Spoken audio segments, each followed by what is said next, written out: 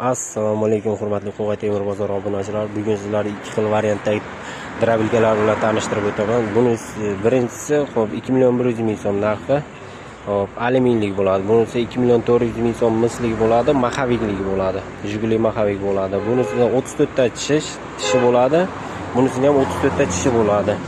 Arpa, bug'doy, bedalarni maydalab chiroyli qilib chiqarib beradi. Mol qo'ylar yeydigan qilib. Xudo xolasa narxlarni kelishtirib beramiz. 2 million 100 ming so'm alyuminligi, 2 million 400 ming so'm misligi bo'ladi, maxavikligi bo'ladi.